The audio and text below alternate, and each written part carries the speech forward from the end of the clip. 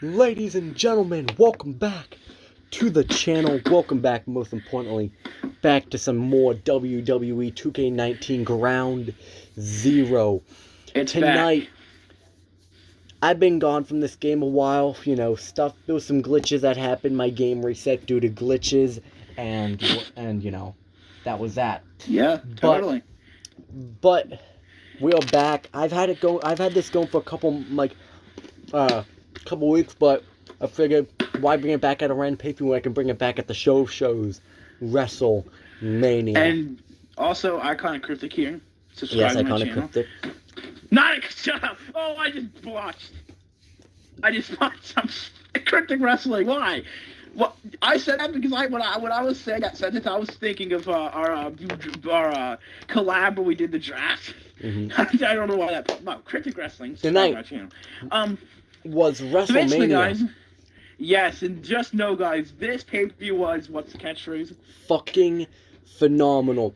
In the first match, we had a triple threat tag team match between the Hit Row. Just ignore the middle tag team. That was a joke. Between Hit Row. They got eliminated in 2 seconds.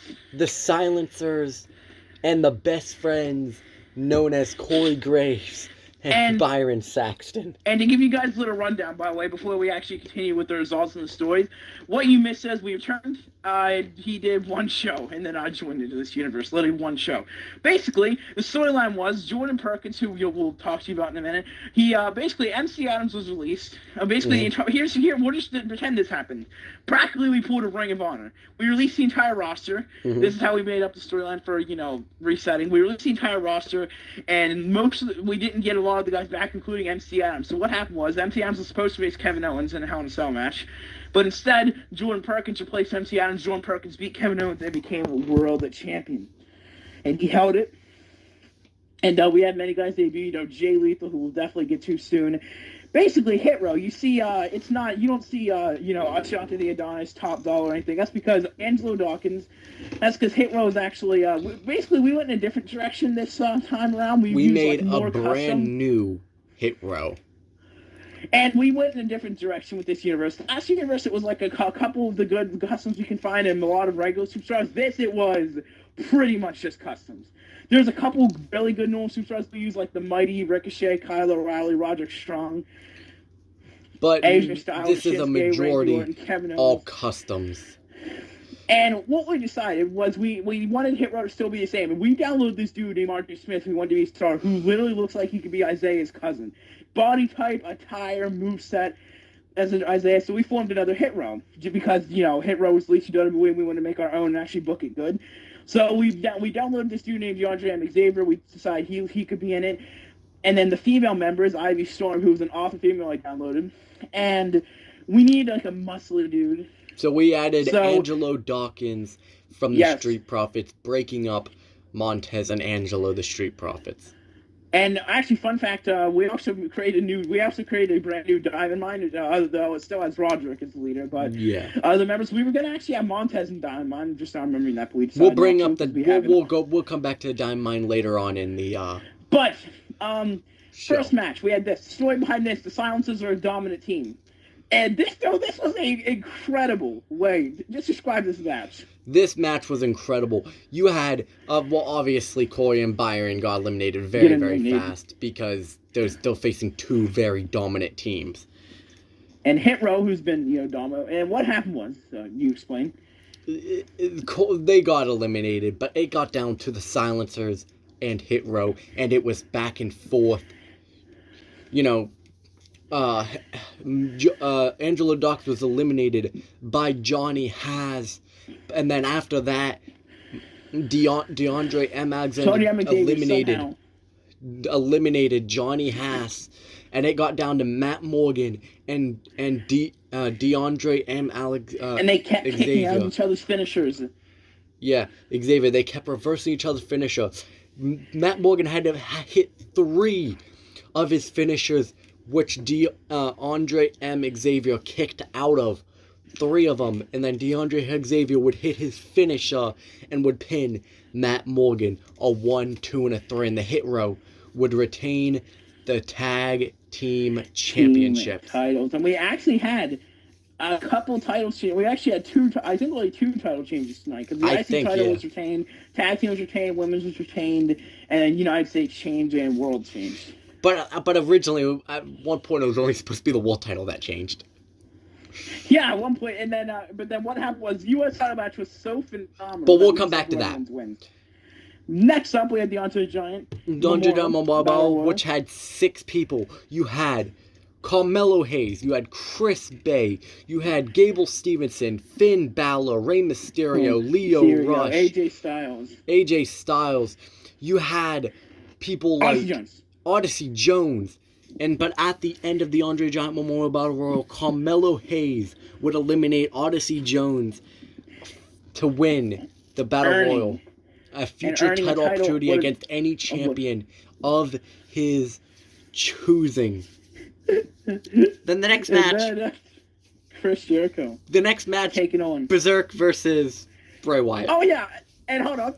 I have a funny joke for this. I could commentator review this whole match in this video. Yep. Here we go, ding ding. Oh, claw slam! Picks him up, iron claw slam. Picks him up, Berserker's destruction. 1, 2, 3. Yep. Berserk wins. Berserk. It was just a squash match. Coming up next. And basically, the storyline behind it is Berserk was kidnapped to the Wyatt compound, and that was the whole point. That was supposed to be a squash match. Yeah. Sorry, Bray, but Berserk is. If you guys seen Berserk, you would understand. Yeah. And then coming up next, Chris Jericho versus Isaiah Taylor. Pro versus Proby. You know, the pro being Chris Jericho and the Proby being Isaiah Taylor. It was a phenomenal match, but at the end of the match, it was Isaiah Taylor who would making Chris tap. Would make Chris tap out to the Achilles lock. And that was a great match. And then after that, you had the President of the United States, Joe Biden. No, it was the President of the United States, The Rock, because the President of the United States, The Rock in our franchise, in this universe. So The Rock was President in the future, and he faced The Miz. Basically, the storyline part of the match is The Rock was announced by the now the old GM Samoa Joe.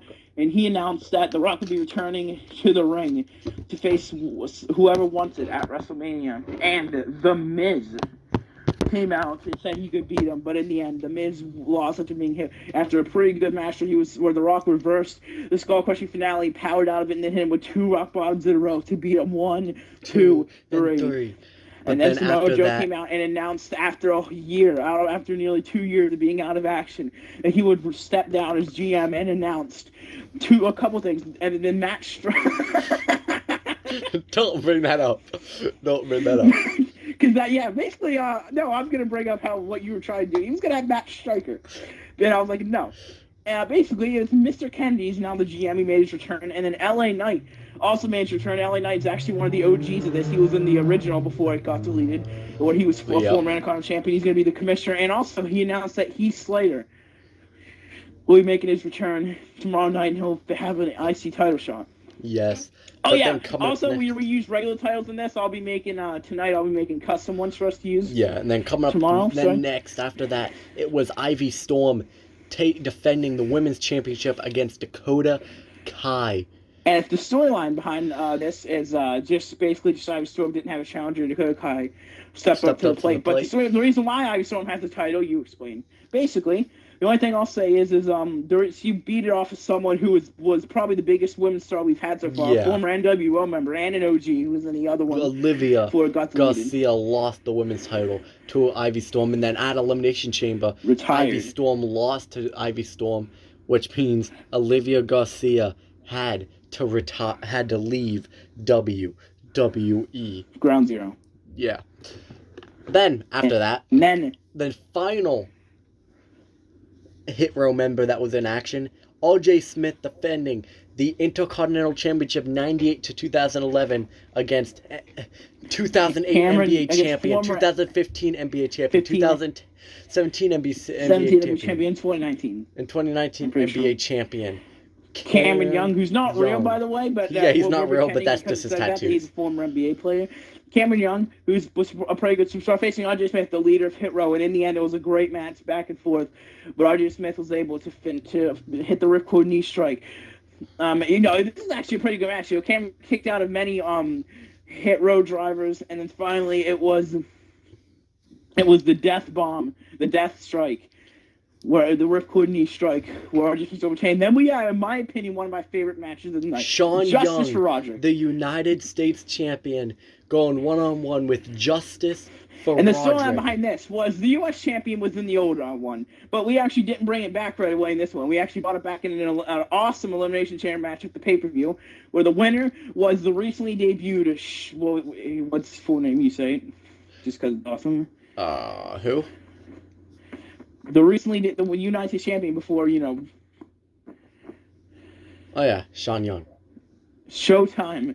Sean Young, who is this arrogant superstar who, debuted and, instantly talked a big game. And then finally, at WrestleMania, he faced Roderick Strong. Now, Roderick Strong has a moniker, and it's called Justice for Roderick.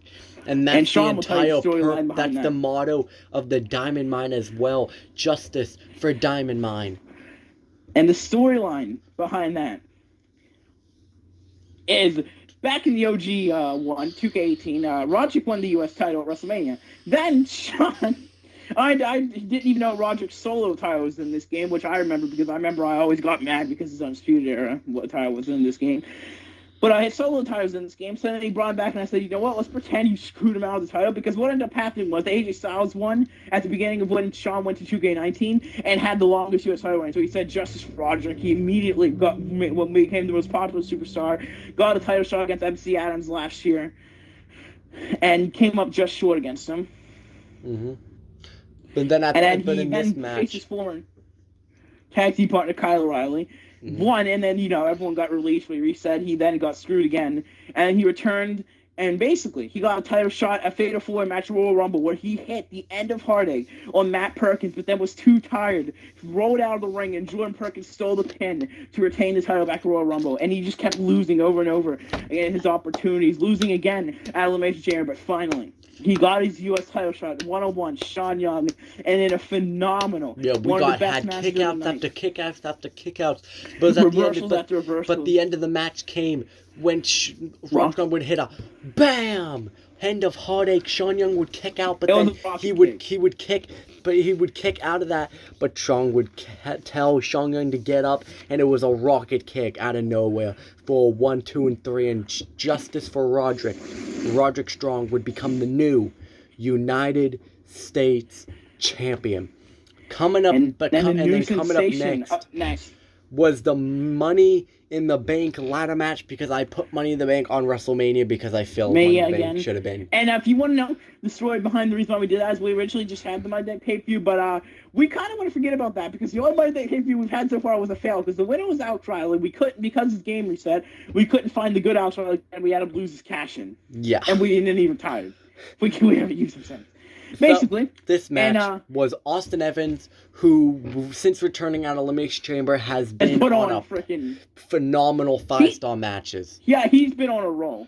Literally, he had a phenomenal. He put on one of the best matches of the year in that Elimination Chamber. Then he put on a phenomenal match with Sean Perkins at the Final Stand pay-per-view. Yep, an Extreme Rules match. And then we have AJ Styles, who returned, former United States champion. He's been around, one of the only normal superstars that stuck around this whole time. Samoa Joe put himself in the match.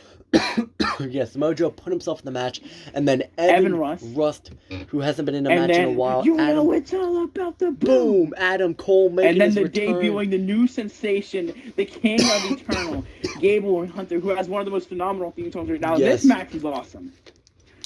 But in the end, Gabriel Hunter at his debut.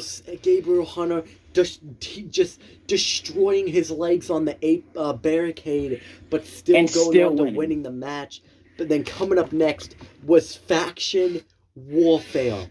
Faction Warfare was up next in match before the main event. And you had the Bullet Club. It was the Bullet Club taking on the Diamond Mine. The Bullet Club consisted of Brandon Pettis, Matt Perkins, Adam Crimmins, and Jaden Black. And they took on Diamond Mine, which consisted of the mighty Kyle O'Reilly and Ricochet. And let me tell you, this match was very, very good. It was back and forth. And the storyline behind it is at the Final Stand pay-per-view, in the end, after Jordan Perkins retained, Roderick Strong came out. Mm-hmm. And basically, he was like, I didn't come alone. After I was screwed again, I made people who support my cause, and out came the mighty Kyle O'Reilly and Ricochet, forming the Diamond Mine. And, then, right when they were about to attack Jordan Perkins revealed his faction, Bullet Club, and they had a huge brawl to end off Final Stand. And then at WrestleMania, it was Mojo set up an 8-man tag, and in the end, after the phenomenal match, Adam Crimmins got the pin over Nick Miller to get the win for the Bullet Club.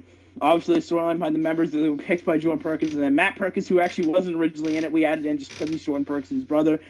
There actually is a few family ties, including those guys. So Matt Perkins and Jordan Perkins are brothers, and Olivia Garcia is the wife of Matt Perkins. Yes.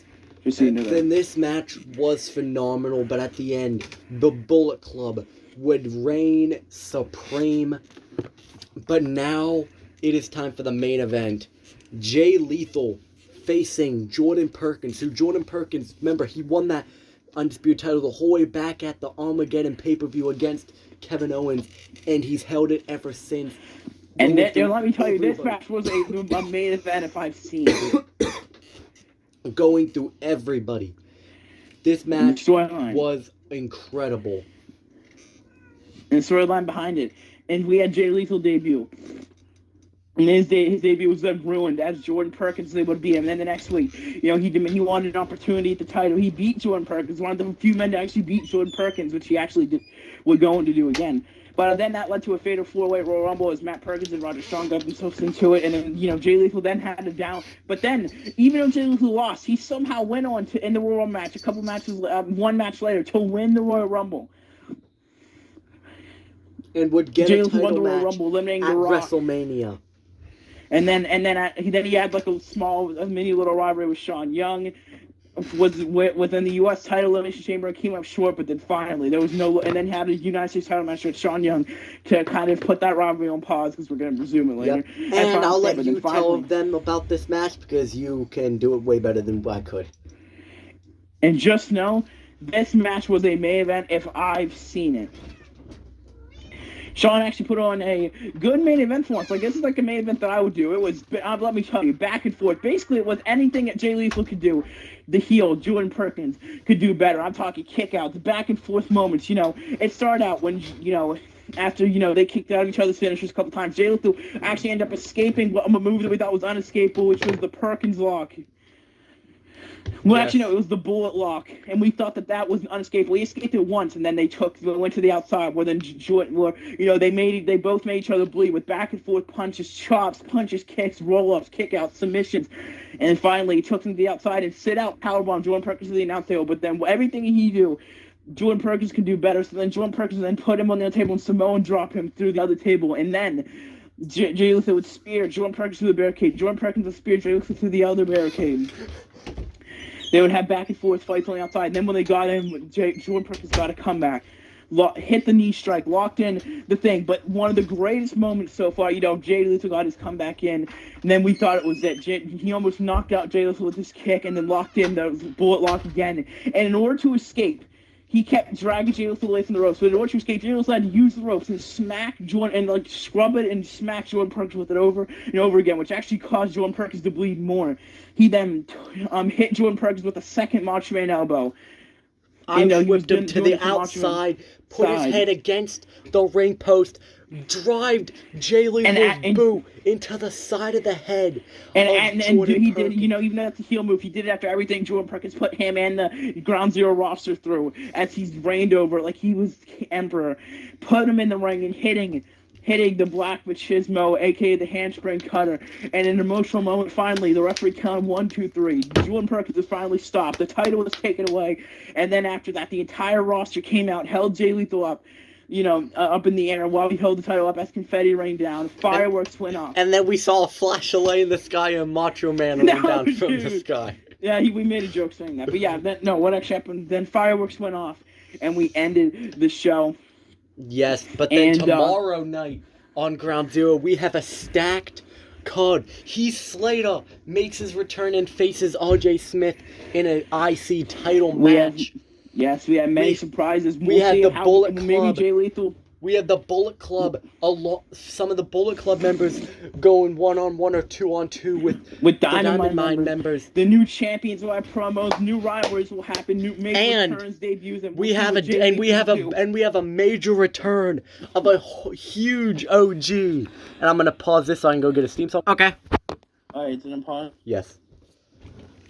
Alright, and also, we'll get to see what Jay Lethal will do, his first night's champion. Will he be a fighting champion and defend it?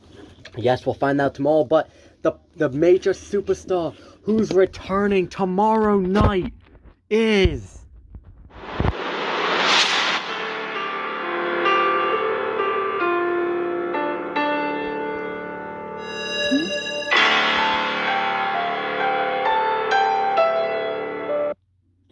Stolen, smuggled, and sought. Ladies and gentlemen,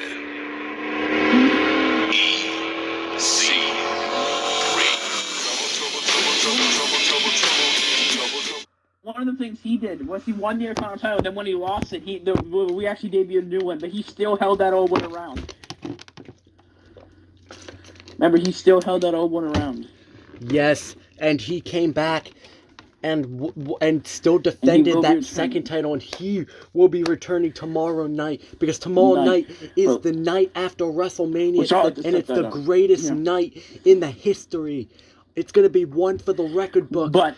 But good night, everyone, for the result show. But ladies and gentlemen, Sean will update you on the next pay-per-view match card. Yep. Which will be whatever pay-per-view, because we'll edit the calendar. We download a pay-per-view, so whatever the next pay-per-view is. Yep. But if I remember correctly, the pay-per-view that I'm going to have next, the next pay-per-view after this, will be Payback. That'll be in the next episode. Yes. Anyway. Goodbye, everybody. That was me, GameGenix Sean, and this was Cryptic Wrestling. You, GameGenix AJ. And I'll see you guys in the next episode. Peace.